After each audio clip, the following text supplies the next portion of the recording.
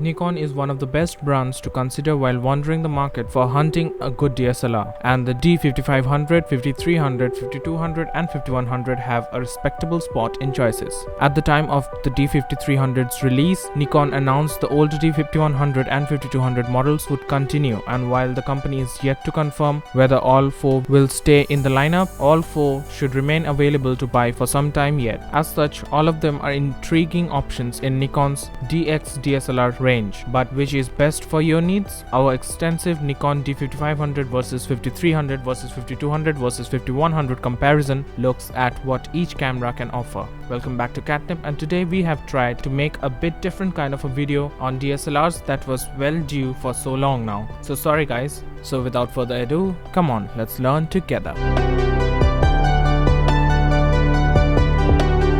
This video examines all four cameras, fully updated to include the D5500 and its new specifications. At the first glance, it would seem like the D5500 is merely an incremental update from the D5300, and with this piece, we'll be examining whether that's true or whether it's worth the upgrade. All four Nikon cameras are aimed at creative amateurs and people upgrading from compact digital cameras. All four share a compact, lightweight design with a flip-out LCD display, and all these three offer quite sophisticated photography controls and effects. All three here refer to the 51, 52 and 5300 cameras. All four cameras have DX format CMOS sensors, but where the older D5100 has 16.2 megapixels, the D5200 and 5300 both have 24 megapixels, or that's 24 million pixels. It's a sizable increase, but in the real world shooting, you'll need the best lenses and perfect shooting technique to see the difference. The Nikon 5200 and 5300 are not quite the same though. In the D5300, the OLPF or optical low pass filter has been removed to make very fine detail sharper still. The new D5500 also sticks with the same resolution and lack of a low pass filter, and the fact that Nikon hasn't called the camera inside the sensor new suggests that it's the same as the D5300's device. These filters are used to prevent moire interference effects with fine patterns and fabrics, but Nikon has decided that at this level of sensor resolution, the gain in sharpness offsets any increased risk of artifacts.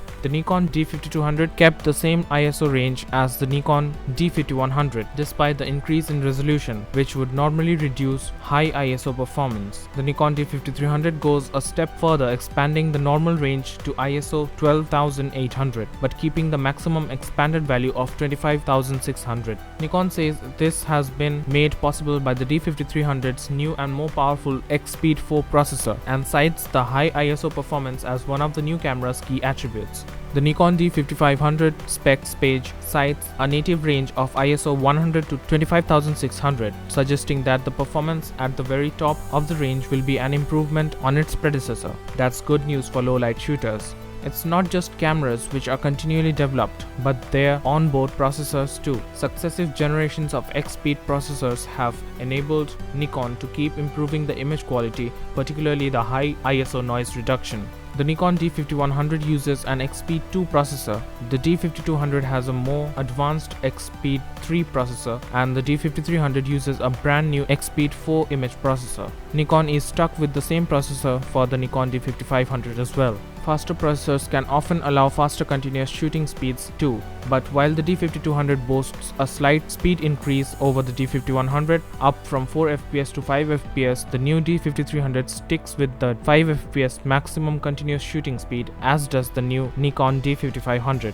Nikon says that the X-Speed 4 processor has been used for improved image quality and not higher continuous shooting speeds. The big step change in the autofocus system came between the D5100, which used a basic 11-point autofocus system, and the Nikon D5200, which swapped to a much more advanced 39-point autofocus system, only one step down from Nikon's professional cameras. Nikon keeps that same 39-point autofocus system for the new D5300. It's fast and powerful for a camera in this class, and happily the company has decided to keep this for the Nikon D5500. All three cameras use a pentamirror viewing system rather than a more expensive pentaprism design. That's perfectly adequate for this kind of camera though, and the Nikon D5300 features a redesigned pentamirror which offers slightly increased viewfinder magnification, and it's this one that Nikon sticks with for the D5500 as well. The flip-out vari-angle LCD display has been a common factor on all Nikon D5000 series cameras, and the screen is the same on both the D5100 and 5200. The D5300 brings in a slightly larger and slightly higher resolution screen,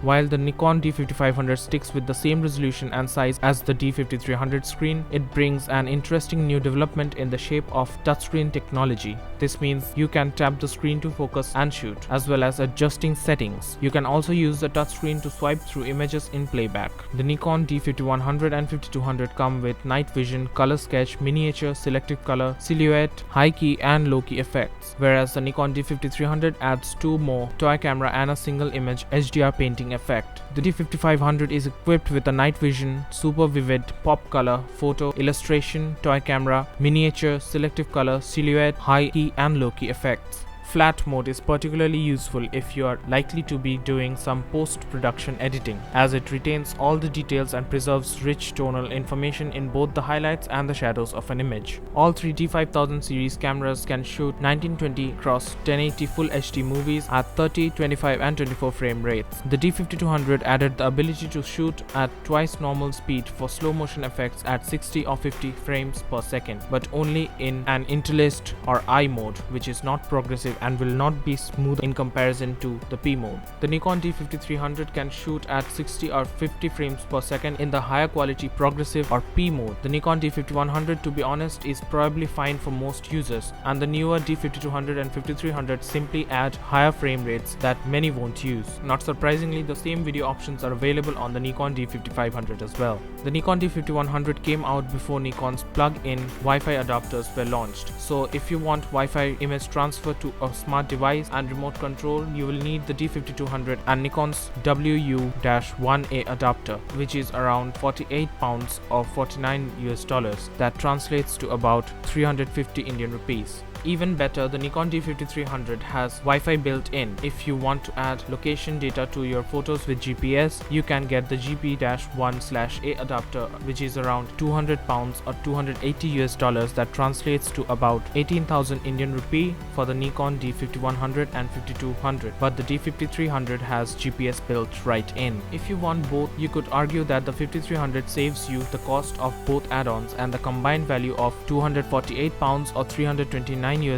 that's around 21,000 Indian rupee, does represent a major saving. Somewhat bizarrely, the spec sheet of the Nikon D5500 makes no mention of GPS, which would suggest that while the inbuilt Wi-Fi remains, the company has taken the decision to drop GPS. Perhaps it believes that it's an underused feature, or perhaps it can make extra money with that. The Nikon D5100 and 5200 use regular camera construction techniques, but the D5300 is the first Nikon DSLR to have a monocoque construction. This saves weight with no reduction in strength.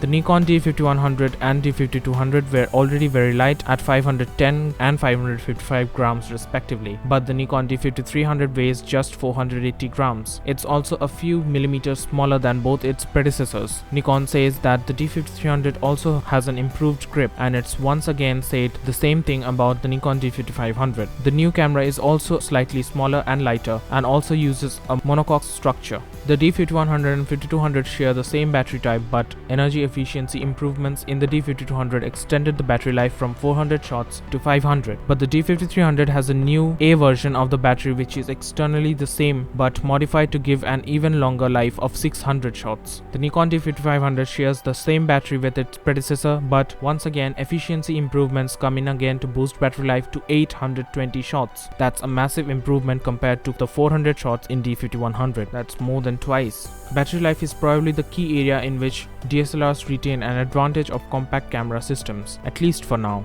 The longer camera stays on the market, the cheaper they become. So, although the Nikon D5100 and 5200 were launched at a similar price to the Nikon D5300, they are now a great deal cheaper. The D5100 is around half the cost of the Nikon D5500's price tag, and although it uses an older sensor and a less sophisticated autofocus system, it's still a very good camera, especially at this price. The Nikon D5200 has the same resolution and autofocus system as the D5300 and is also cheaper, but by a smaller margin. Meanwhile, the Nikon D5500 is around 200 pounds or $250. That translates to 15,000 Indian rupees more expensive than its slightly older predecessors. There's not too much of a huge difference between the two cameras, and with it having the same sensor and processor, image quality is likely to be extremely similar. At the time of the D5300's release, it offered a large number of small improvements rather than a single groundbreaking innovation. Arguably, that already happened with the D5200, which with its 24 million pixel sensors and 39-point autofocus system was pretty well stocked for a camera aimed at beginners. Now the D5500 is here, and once again we are only seeing incremental upgrades which make the whole packaging slightly better but don't offer any huge improvements. The D5300 was at the time the first Nikon DSLR to have Wi-Fi and GPS built in, and even though the company seems to have removed GPS from the D5500, it's still handy to have the connectivity in the camera itself rather than via a fiddly and expensive external adapter. For the moment, if you already have a D5300, it's certainly not worth forking out for the upgrade to the D5500, unless of course you are particularly drawn in by that improved battery life and the addition of a touchscreen. If you are looking at your first purchase, you can also rest assured that paying a little bit less and going for the older model should still result in the same excellent picture quality if you have the technique right. So that's it for now, and we hope you liked the video. A million thanks to our subscriber family for your continuous love and support, and if you aren't part of the family yet, come join us by hitting the red subscribe button below. And until next time, stay tuned.